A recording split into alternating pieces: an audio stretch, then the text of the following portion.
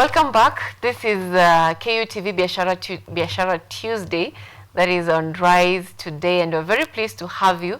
We've just had a discussion on prudent investment with Valentine Tenge, and right now joining me in studio is Mary Maina, who is a financial advisor with several years of experience. We'll get to hear from her as she tells us what she deals with and, share knowledge on how we can improve our investment, or we can improve our businesses, or generally we can improve how we manage our finances to live comfortably. So Mary, thank you so much for making time for us this morning. How are you doing? I'm doing fine, thank you too. And nice to meet you, Sylvia. Nice to meet you also. Yes. So as a financial advisor, how would you describe yourself and your line of work? What is your day-to-day activities? Okay, my name is Mary Maina, a financial consultant or a financial coach. Since 2010, I've done it. I have, in November, I'll be 15 years doing the same, yes, advising people on finances. And today I want to talk more about a topic many people don't want to talk about, which is budget. Yeah, I'd like to talk about budget and income. Because for a person who has an income, you must have a budget. Yes. It's a very conversation most people run away from.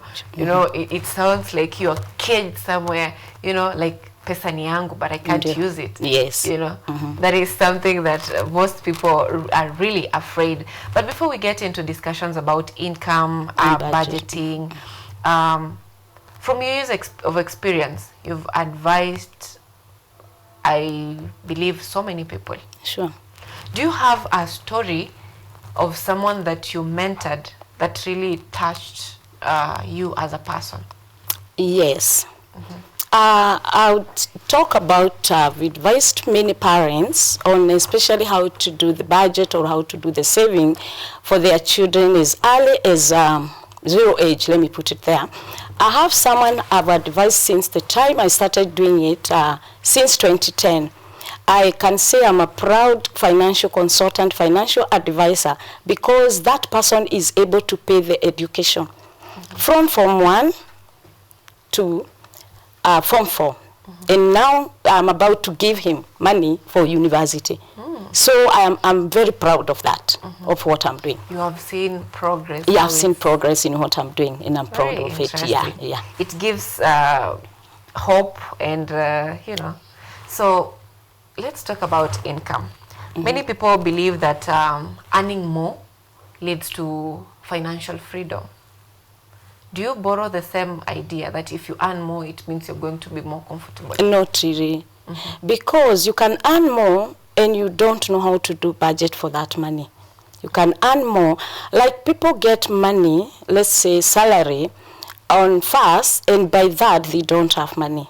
So it is not about earning money. It's about budgeting what you have, regardless of how much you have. Yes. But let's give a very normal example. Yeah. The minimum wage of Kenyan, an average Kenyan, is 15,200 shillings. And if you were to budget with that, if you pay your rent, especially if you're living in Nairobi, you pay your rent, you have food, you have transport. You see, there's little or no left for you to even save. How do you even budget with that to survive or make yourself comfortable? Like most people don't avoid budgeting because what they have is not even enough.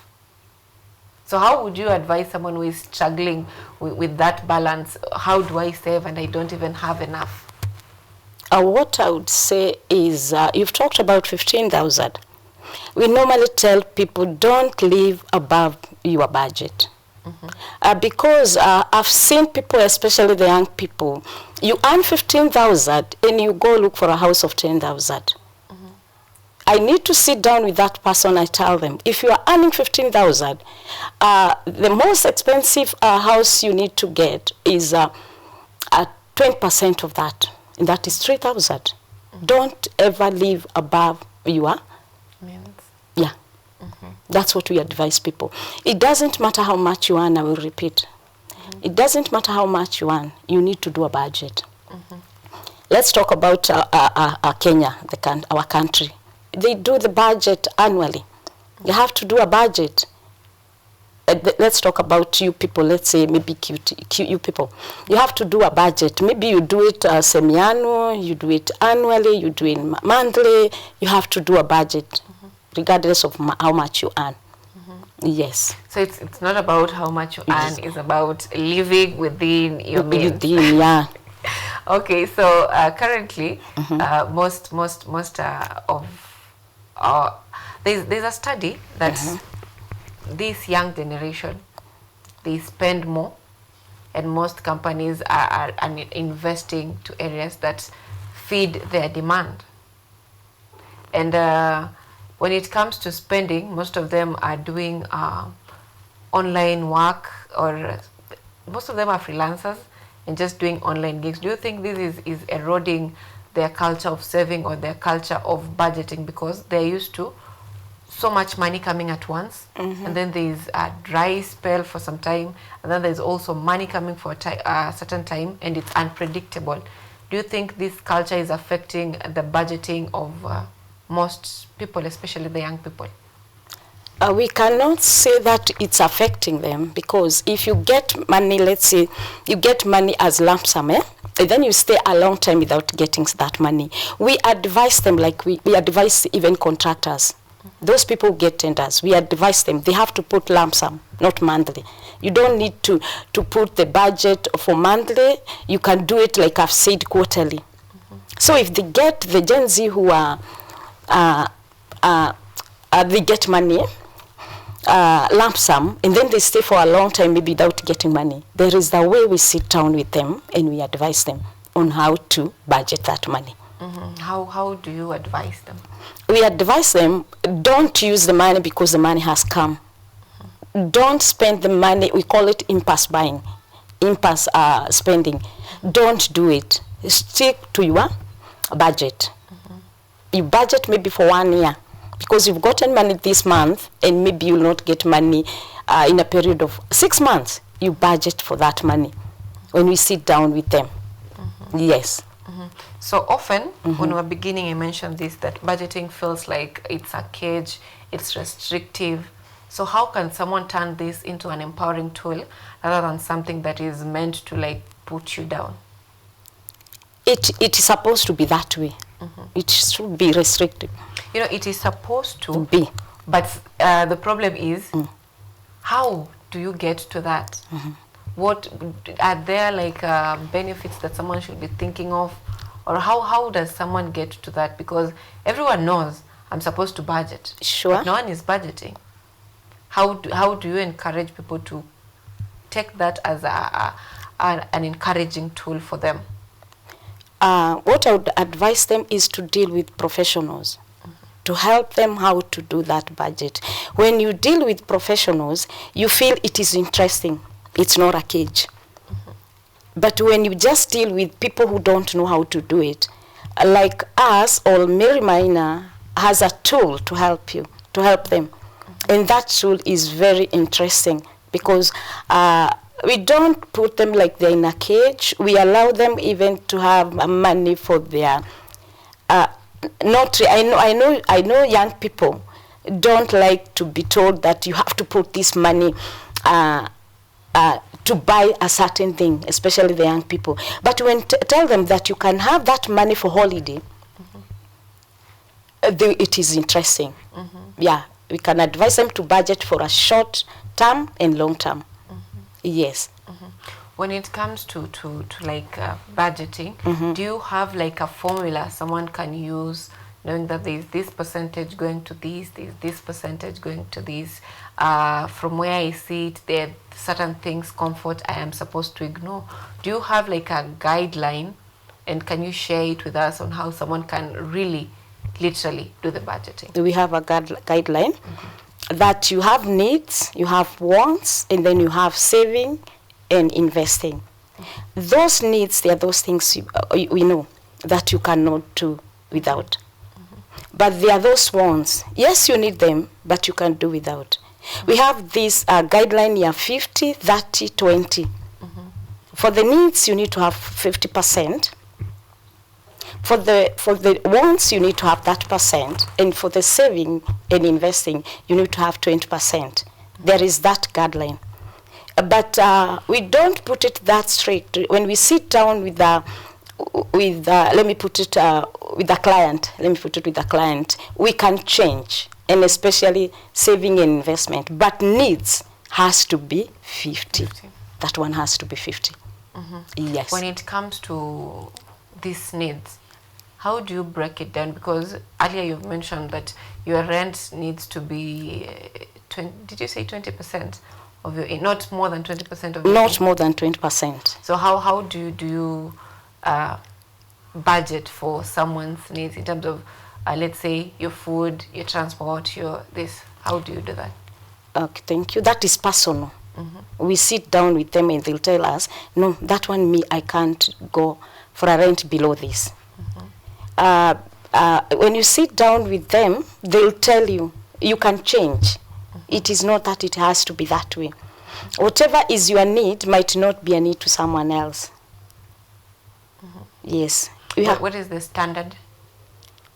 Standard for? Like standard general. You know, there are those who will go for higher rent or higher percentage of what they consume as food. There are those who prefer staying far, pay high rent, and or stay far, pay less rent and higher transport. So what is the standard, like 20% rent if it's for a normal person? What should be the standard in terms of rent, food, and all that? Like I have said, it depends on individual. There are those people who will tell you, me, I would rather stay in a house of half my salary and don't eat. They will tell you that, especially the young people. They will tell you that I'd rather live in this area and I don't have a car. And those people will tell you, I want to live outside Nairobi, outside in a suburb, but then I'll have a car. So why am I saying this? It is individual. Finances is individual. Money is individual. But generally, like I have said, it has to be 50, 30, 20. But we can change. It is not cast on stone that it has to be that way. It's changed based on personal interest and based on your income and all that. So when it comes to you deal with different clients, what is the biggest age group that you deal with? Which age group require advices mostly, or which age group do you handle most? 40 to 50, 50 and above, 40 to 50. Do you think there is a problem why the younger generation is not receiving or willing to get mentors? Do you think there is a problem with that, or something that makes them not want to have mentors when it comes to, or advisors when it comes to their budgeting their income? I think there is a gap between the young people and the other generation. And do you attribute it to any reason? Do you find a reason why that is happening?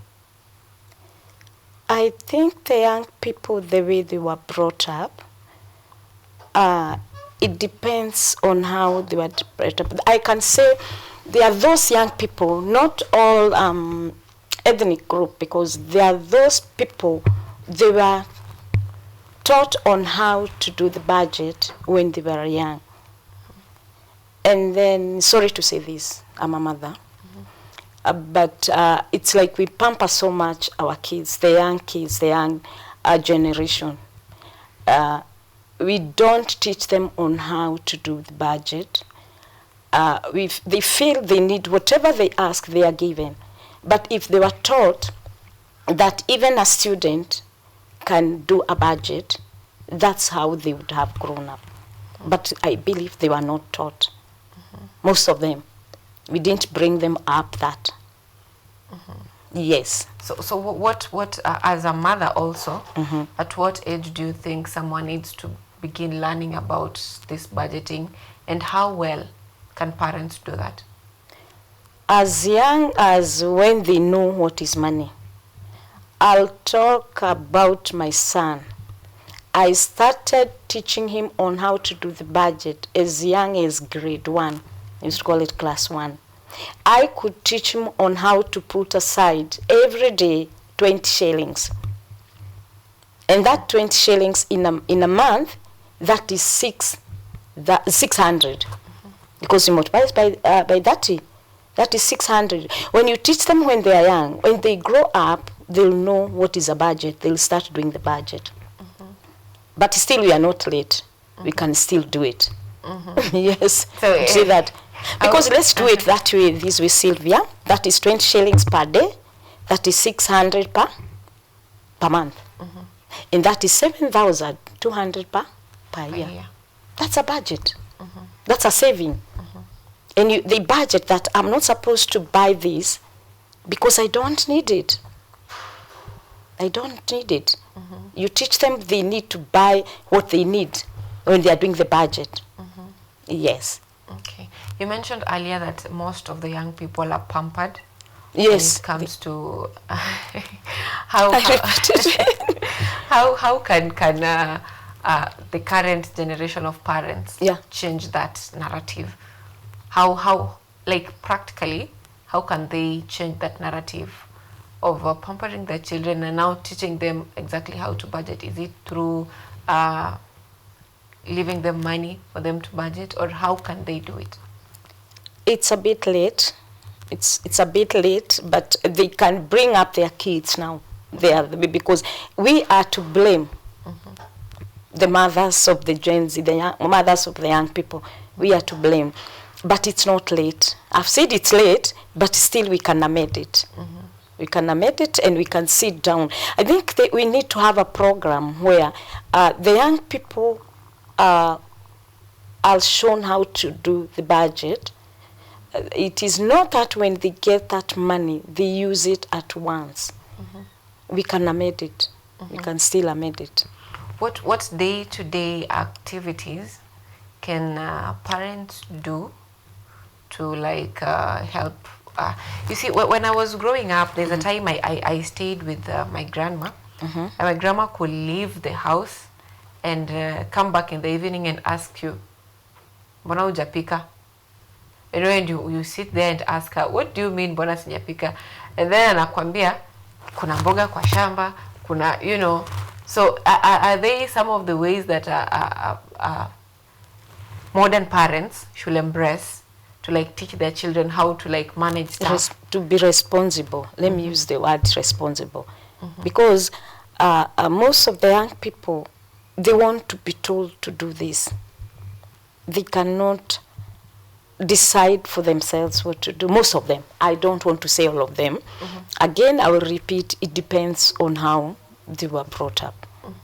Yes. Okay. So you think it's upon parents to like give responsibilities and generally mentor their children. Now, still on budgeting and income. How well can if someone is having a higher income, it's different from someone who is having a lower income, because it's strenuous for someone who is having a lower income. Let's not even talk about affording advisors. So for someone who is having a higher income and maybe they're having too much of black tax, maybe they're paying for their siblings' fees, they're paying, they're sending money back home. How would you advise such a person when it comes to budgeting and maintaining a comfortable life? Well, most of us had the black tax, as you have said. I would advise that before you pay those black taxes, you first pay yourself. Before anything, make sure you have paid yourself. And that is now, you have to put something aside for your pension, for your saving, before you send even that money home. Make sure you pay yourself. Yes, because I'll say, like today, Sylvia, if you feel you have money in your pocket now, if I come to you and I tell you, oh, Sylvia, I need this, you'll give me because you have money. But if you have invested that money, if you have put that money aside where you cannot get it, you will not give me. People will ask for you for that because your money is just there. Because it's a free money. I'll just put it, it's the money, it is just there. Yes, I would recommend, I will advise those people, before you do anything, make sure you pay yourself first. Yes. So the secret is not having money just lying around. Channel your money to something. Yes, give it a name. Give that money a name and put it there. Yes. Do you think that is a challenge that is facing most older people, and that's why they need advisors, that they are unable to like decide this is going to this place, this is going to this place, or even afraid of being called selfish? You know, sometimes you've paid yourself, yes, you're living a good life, and then you ask for money and then you say, I don't have that at the moment, and then the society perceives you as being selfish. You know, you have it but you don't want to give it. How do you overcome such societal talks? As you are strict to your own, if you need to be strict when it comes to money. I like telling people that always deal with professionals. When you have a professional who has advised you that, you won't mind whether people will call you selfish or what. It's like now, let me put it this way, you have money for your fuel. And then as I, Mary Maina, come and ask you for that money, are you going to give me? You will not give me, because that money you've given it a name, it's for fuel. The problem with most people is that they're afraid to be called, like you have said, selfish. But it's better you are selfish, but you have your own target, what you want. You must have a final goal. You must have a what you want at the end of it. Yes. So the secret is giving. In as much as you're budgeting, you need to give every money that you're budgeting a name to help you save. Money is money. This is money. I've put it aside for school fees. That is a name. The school fees is the name. This is money is to go for holiday. I've put it holiday. I've named it for holiday. This is money. I want to buy something, maybe a land. I'll put it land. Don't let your money just to be like that. Yes. Don't let money hanging around. Yes, don't. Now, you've mentioned that you need to pay yourself or for your life saving or something like that. Yes. Do you consider it as a better investment in terms of saving for maybe your insurance, the retirement benefits, or just saving for investment? Do you consider it, should it be the people who want to get themselves, for the young generation, they say out of the block. Now, do you consider saving more to get someone richer? Is it a strategy that works? Someone saving more or just investing in somewhere else?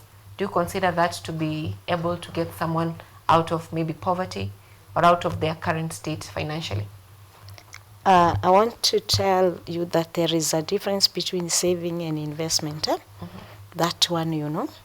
Saving, you just put the money. But investment, the money, you want the money for the returns. You want that money to have returns. So I would recommend someone to do both. To do saving and to do investment. Saving is a short term. Investment can be a long term. Yes. And is it if someone does in their budget, they have the reverse? Maybe saving and investment goes at 50, and then all these other needs, the basic needs and all that, going for or lesser. Is it something that is achievable? Yes, it's very achievable, depending on individual. How effective is that?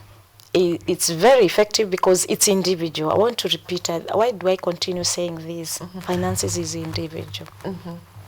Money is like personalized. Yes, that is personalized.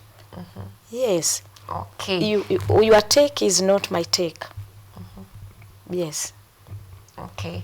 Very interesting. Now, empowerment through financial literacy. In your line of work, when it comes to empowering people through financial literacy, is it something that is applicable? Okay, it is applicable to every group, but for people who are doing these small businesses, and they cannot afford to like maybe get advisors, how can you advise such a person? How do you get to such a person? Maybe I need to be advised on how I'm supposed to manage my income, do budgeting, but I cannot afford to pay an advisor. In such a situation, how would you advise me to get through that phase of lacking knowledge? You've talked about paying the advisor. That one you agree how much? I believe everyone can afford, because the charges are not that fixed. That one has to pay this. For consultation, I'll say like a doctor, when we get sick, we don't say that we cannot afford the consultation fee, because it varies. So I believe, at times I do advise people, I feel for people. I can even advise them without even charging them. And I feel satisfied, I feel good when I advise people without even paying me. Me as Mary Maina, yes.